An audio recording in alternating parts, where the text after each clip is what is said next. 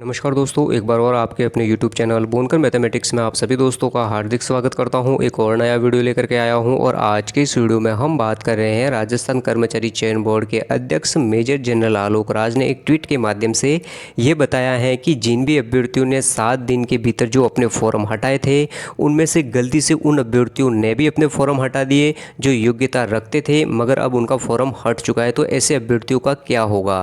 तो दोस्तों बिल्कुल घबराने की ज़रूरत नहीं है। उन अभ्यर्थियों के लिए पोर्टल से एप्लीकेशन नंबर से पुनः आप अपना फॉर्म सबमिट कर सकते हो। तो दोस्तों इसी बात को लेकर के आज के इस वीडियो में हम बात करेंगे, तो इस वीडियो को शुरू से लेकर के लास्ट तक ज़रूर देखें दोस्तों। और चैनल को अगर अभी तक आपने सब्सक्राइब नहीं किया है तो जल्दी से जल्दी हमारे चैनल को सब्सक्राइब करें, साथ में ही प्रेस बेल आइकन को क्लिक करना बिल्कुल ना भूलें। और दोस्तों कमेंट बॉक्स में कमेंट करके दोस्तों अपनी राय ज़रूर दें। तो दोस्तों हम स्टार्ट कर लेते हैं आज का अपना वीडियो। तो देखिए दोस्तों, बिल्कुल आसान से शब्दों में मैं बात करता हूं तो मुद्दा ये था कि जो सीईटी और नॉन सीईटी की जितनी भी भर्तियां निकली हुई है, तो उन भर्तियों में से राजस्थान कर्मचारी चयन बोर्ड के अध्यक्ष थे, उन्होंने एक आदेश जारी करके ये बताया कि एक्सपीरियंस के लिए या अनुभव के लिए जिन भी अभ्यर्थियों ने अनावश्यक तौर पर अपना फॉर्म भरा है और वो एग्ज़ाम देना चाहते हैं, तो ऐसे तमाम अभ्यर्थियों को सूचित किया गया कि वो 7 दिन के भीतर अपना फॉर्म विड्रॉ कर ले, यानी कि अपना फॉर्म हटा दे, जिससे बोर्ड को अनावश्यक नुकसान नहीं होगा। उन्हें किसी भी प्रकार की व्यवस्था करने के लिए अनावश्यक खर्चा नहीं करना पड़ेगा। इसके अलावा पेपर सब कुछ मेंटेन करने के लिए ये आदेश निकाला गया था। और उसके अलावा फर्जी तरीके से भी बहुत सारे अभ्यर्थी बैठते हैं, तो इन तमाम बिंदुओं को ध्यान में रखते हुए रोकथाम करने के लिए ये काम किया गया था। मगर हुआ क्या कि उन अभ्यर्थियों ने, तो ऐसे अभ्यर्थी थे 6000 प्लस अभ्यर्थी ऐसे थे जिन्होंने अपने फॉर्म वापस लिए दोस्तों। तो ये बहुत ही अच्छी बात है। मगर भूलवश कारणवश देखिए कि उन अभ्यर्थियों ने भी अपना फॉर्म हटा दिया जो योग्यता रखते थे। मगर अब क्या करें, उनके सामने ये बड़ी समस्या हो गई। तो उन अभ्यर्थियों को ध्यान में रखते हुए कर्मचारी चयन बोर्ड ने उन्हें 14 मई का समय दे दिया कि 14 मई तक आप अपने फॉर्म को वापस सबमिट कर सकते हो। मगर याद रहे 14 मई के बाद आपको पुनः दोबारा मौका नहीं दिया जाएगा आपका फॉर्म सबमिट करने के लिए। तो इसके लिए दोस्तों बिल्कुल ये 14 मई को ध्यान में रखते हुए अगर आप संबंधित भर्ती के लिए नॉन सीईटी या सीईटी में योग्यता रखते हो, तो आप अपना फॉर्म एप्लीकेशन नंबर के माध्यम से पुनः सबमिट कर सकते हो। तो उनका यही ट्वीट था। तो देख लीजिए दोस्तों, कमेंट बॉक्स में कमेंट करके अपनी राय जरूर दें और हम स्टार्ट कर लेते हैं आखिर इस ट्वीट में क्या बताया गया है। तो पूरा ट्वीट, पूरी सच्चाई आपके सामने है, तो देख सकते हो। हमें पता चला है कि कुछ युवाओं ने गलती से अपना फॉर्म विड्रॉ कर लिया है।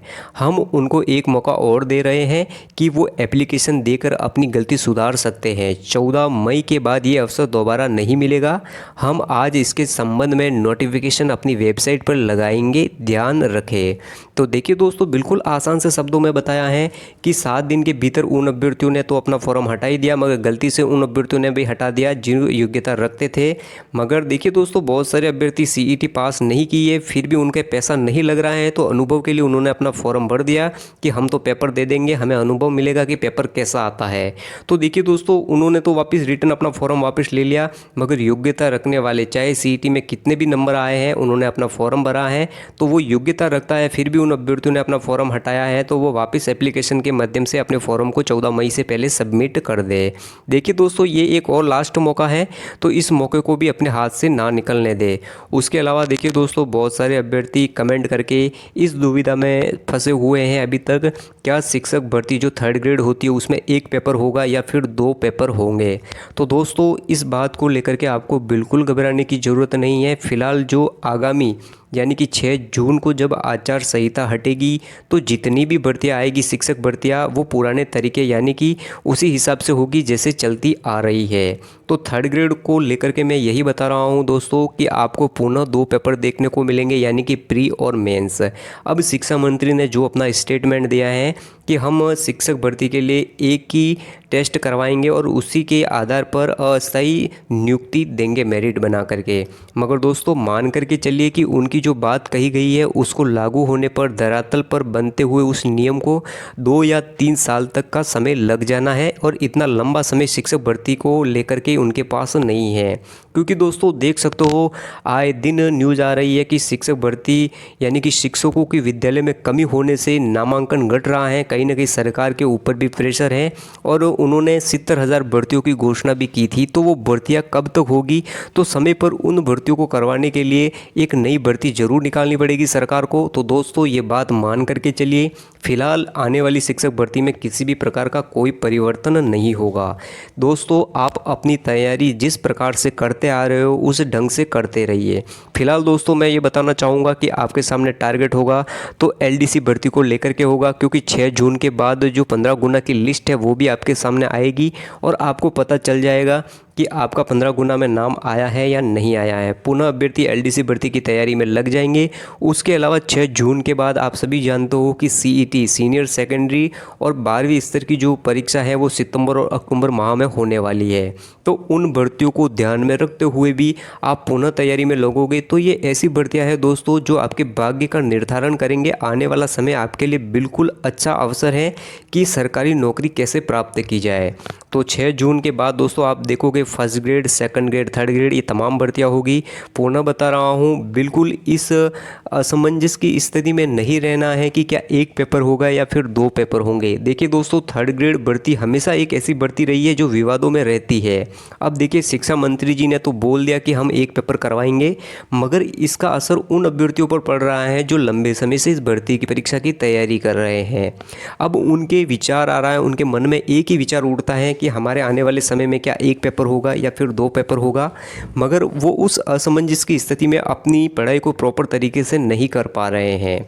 तो देखिए दोस्तों फिलहाल आपके पास शिक्षक भर्ती भी होगी, एलडीसी भी होगी, कहीं ना कहीं ऐसे अभ्यर्थी भी होंगे जो कि सारी कॉमन पढ़ाई को लेकर के आगे चलते रहे होंगे। यानी कि कोई पटवार की कर रहा होगा, कोई वीडियो की कर रहा होगा, कोई एलडीसी, और उस बीच ये मुद्दा आ गया कि अब तो हम शिक्षक भर्ती में एक पेपर करवाएंगे। उसके अलावा कल एक और स्टेटमेंट निकल के आ गया शिक्षा मंत्री का कि अब विद्यालय में शिक्षक मोबाइल लेकर के नहीं जा पाएगा। यानी कि सिर्फ प्रिंसिपल के पास ही मोबाइल होगा, बाकी सारे को मोबाइल लेकर के नहीं जाना पड़ेगा।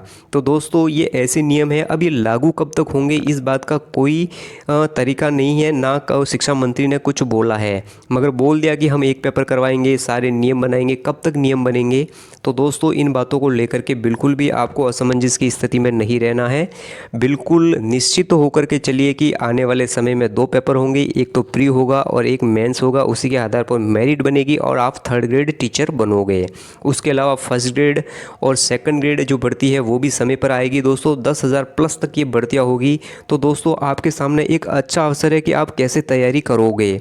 तो देखिए दोस्तों 6 जून जो कि सीईटी के एग्ज़ाम दे दोगे, तो उसके बाद अब मानते हो कि दोस्तों सीईटी को लेकर के भी इनकी अभी स्थिति क्लियर नहीं है कि सीईटी में मिनिमम 40% रखा जाएगा या फिर नहीं रखा जाएगा दोस्तों। तो देखिए दोस्तों ये सारी कंडीशन ऐसी है कि सरकार ने क्लियर नहीं की है। तो आखिर कब तक ये सारी कंडीशन क्लियर होगी दोस्तों, ताकि जो युवा है जो तैयारी कर रहा है वो असमंजस की स्थिति में है। राजस्थान में यही हुआ है, जो भी भर्ती निकलती है उसको लेकर के युवा पढ़ाई कम और असमंजस की स्थिति में ज़्यादा रहता है। तो देख सकते हो रेट का मुद्दा है, बहुत सारे अभ्यर्थी तैयारी भी करते हैं प्री और मेंस की, मगर शिक्षा मंत्री ने ऐसा बोल दिया जब से असमंजस की स्थिति पैदा होगी। उसके अलावा सीईटी का मुद्दा ऐसा है कि सीईटी में 40% होंगे या नहीं होंगे, अभी तक ये मुद्दा अटका हुआ है। तो अभ्यर्थी यहाँ पर भी असमंजस की स्थिति में है, ना तो टाइम पर उनके पास कोई सिलेबस होता है, ना उससे संबंधित कोई टॉपिक होते हैं। अब तैयारी करे तो युवा कैसे करे? तो इसके लिए ये राजस्थान की भर्तियों में बड़ी दुविधा की स्थिति होती है। तो दोस्तों इसी बात को लेकर के मैंने ये अपना वीडियो बनाया है। एक साधारण सा तरीका बता रहा हूँ दोस्तों, आप जिस भी तरीके से तैयारी करते आ रहे हो शिक्षक भर्ती के लिए प्री और मेंस, उसी हिसाब से चलिए दोस्तों। अगर किसी भी प्रकार का चेंज भी होता है तो सिलेबस में किसी भी प्रकार का परिवर्तन नहीं होगा, इस बात को मान करके चलिए। इसीलिए दोस्तों आप अपनी तैयारी प्रॉपर रखिए, चाहे एक पेपर हो चाहे 2 पेपर हो, उससे आपकी भर्ती पर या आपकी पढ़ाई पर कोई असर नहीं पड़ना है। देखिए दोस्तों सिर्फ होगा क्या कि एक पेपर होगा तो दोस्तों टाइम कम होगा, और 2 पेपर होगा तो कहीं ना कहीं टाइम ज़्यादा होगा और आपको कंपटीशन कहीं ना कहीं कम देखने को मिलेगा। क्योंकि एक पेपर में सारे अभ्यर्थी होंगे, 2 पेपर में एक पेपर में जो क्वालिफाई करेंगे वहीं आगे बढ़ेंगे दूसरी स्टेप में, यही थोड़ा बहुत अंतर होगा, बाकी कुछ नहीं होगा दोस्तों। तो इस बात को लेकर के आपको बिल्कुल घबराने की ज़रूरत नहीं है। तो देखिए दोस्तों ये तो सरकारें हैं, आती रहेगी जाती रहेगी, अपने हिसाब से चलेगी। क्योंकि इनको बेरोज़गारों को सिर्फ़ और सिर्फ वोट बैंक के नज़रिए से जब तक देखते रहेंगे तो तब तक ऐसा ही होता है। यानी कि अगर ये ऐसा नहीं करते हैं, जिस तरीके से शिक्षक भर्तियाँ चलती आ रही है उस हिसाब से चलती है, तो एक अच्छा नियम है, क्योंकि पहले प्री देगा फिर अभ्यर्थी मेंस देगा, तो ये एक अच्छा तरीका है। मगर आप देखिए सब कुछ निर्भर करता है आने वाली सरकार पर कि सरकार किस हिसाब से अपने एग्ज़ाम करवाती है। तो दोस्तों उसके बाद वीडियो और पटवार जैसे भी एग्ज़ाम है, उन एग्ज़ामों को देने के लिए आपको दोनों प्रकार की सीईटी भर्ती परीक्षा देनी होगी। बिल्कुल सीईटी को हल्के में नहीं लेना है दोस्तों, ये बात भी आपको पता होनी चाहिए।